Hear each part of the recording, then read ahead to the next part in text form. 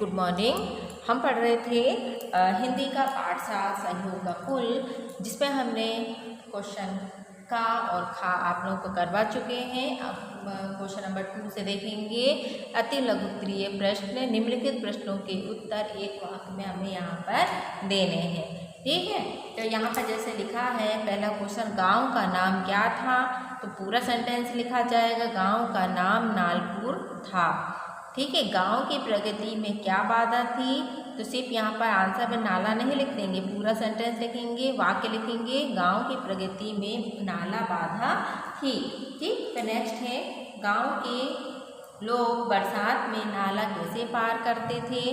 तो इसका आंसर है, गांव के लोग बरसात में नाला डोंगा या कश्ती बनाकर पार करते थे। नेक्स्ट है, गांव का पुल किस प्रकार बना? इसका आंसर है, गांव का पुल ग्रामवासियों के आपसी सहयोग और श्रमदान से बना। ठीक है, तो ये थे हमारे एक वाक्य में उत्तर देना था। ठीक है, अब क्वेश्चन नंबर 3 है, निम्नलिखित प्रश्नों के उत्तर 3 से 5 वाक्यों में देना है। तो यहाँ पर थोड़े आंसर थोड़े से लॉन्ग हो जाएंगे। ठीक है, जिसमें पहला क्वेश्चन है, गंदे पानी से कौन कौन सी बीमारियां फैलती हैं? तो इसका आंसर है, गंदे पानी से पीलिया, हैजा, पेचिस, खुजली आदि बीमारियां फैलती हैं। फिर है, ग्रामवासियों को बरसात में किन किन मुसीबतों का सामना करना पड़ता था?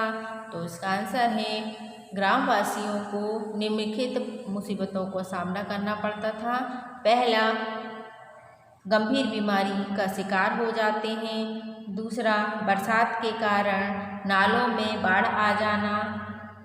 तीसरा, बिजली पानी की सुविधा का ना होना। चौथा, अस्पताल का गांव से दूर होना। तो इन सब मुसीबतों से के कारण ही इन सब मुसीबतों का सामना उन्हें करना पड़ता है यहाँ के ग्रामवासियों को। ठीक है, फिर नेक्स्ट क्वेश्चन है, जिला अध्यक्ष ने पुल का उद्घाटन ग्राम प्रतिनिधियों से क्यों करवाया? इसका आंसर है, जिला अध्यक्ष ने पुल का उद्घाटन ग्राम प्रतिनिधियों से इसलिए करवाया क्योंकि जिला अध्यक्ष ने कहा था कि इसका उद्घाटन मैंने आप लोगों से करवाया है, क्योंकि यह आपके सहयोग से बना हुआ पुल है, इसमें आपका ही श्रमदान लगा है, इसलिए आप ही इसका उद्घाटन करेंगे, है ना। फिर नेक्स्ट है, गांव वाले किस घटना से एकजुट हुए? तो इसका आंसर है, गांव वाले हकीम साहब की बेहोशी और बिगड़ती हालत को देखकर एकत्रित हुए। ठीक है, अब यहाँ पर हम नेक्स्ट देखेंगे, ग्रामर है यहाँ पर भाषा की बात में।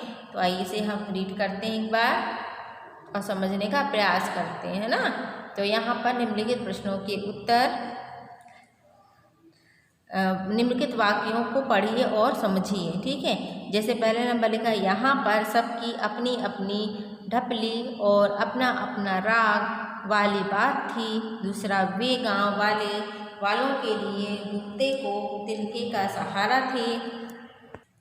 उपरोक्त वाक्यों में रेखांकित अंशों को ध्यान से पढ़िए। मुहावरों के विपरीत इन अर्थों के वाक्यों के अर्थ अपने आप में भी स्पष्ट हैं। यहाँ इन वाक्यों का प्रयोग अपनी बात को और अधिक रोचक बनाने के लिए किया गया है।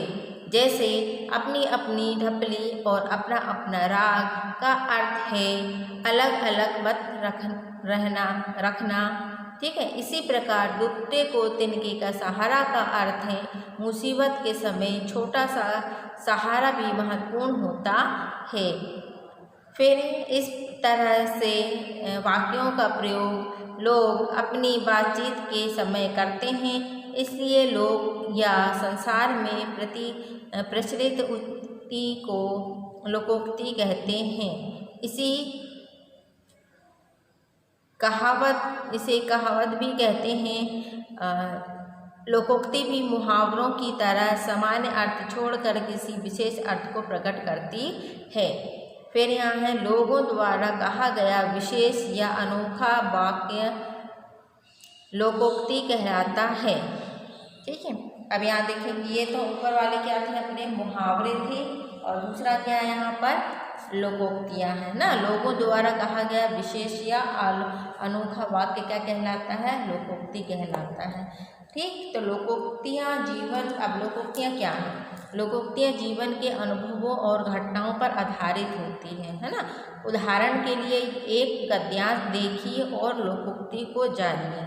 जैसे यहाँ पर एक पैराग्राफ दिया हुआ है उदाहरण में, इसे हम रीड करते हैं और जहाँ जहाँ पर अंडरलाइन करे हैं उसे आप लोगों को ध्यान से देखना है। ठीक है, फिर यहाँ पर लोकोक्तियाँ लोगों में अनुभवों और घटनाओं पर आधारित होती है ना।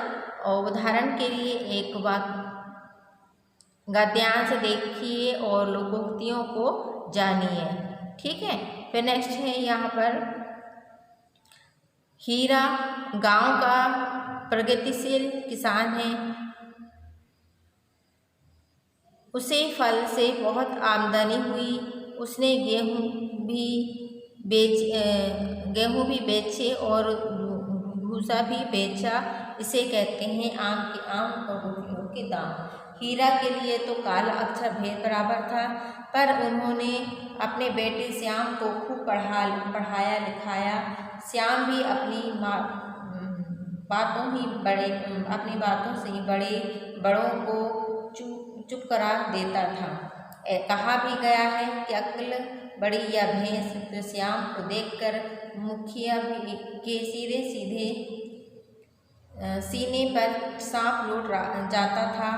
हीरा मन ही मन सोचता मुखिया से बेर लेने का मतलब है जल में रहकर मगर में से बेर। ठीक है, मतलब हीरा मन ही मन सोचता मुखिया से बेर लेने का मतलब जल में रहकर मगर से बेर।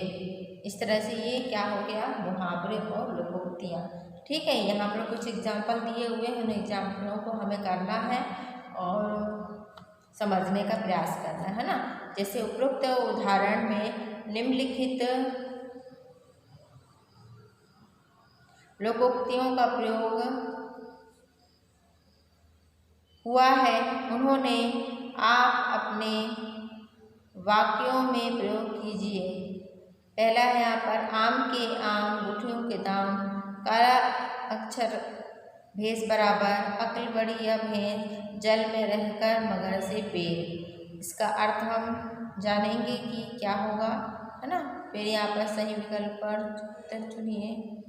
यहाँ पर ये करना है आप लोगों को, सही विकल्प चुनना है। आप बेल मुझे मार का अर्थ, फिर अक्ल बड़ी या भैंस का अर्थ, या फिर एक अनार सो बीमार का अर्थ। इस तरह से यहाँ पर मुहावरे और लोकोक्तियों के अर्थों का फाइंड करके आएंगे students. Okay students, bye bye.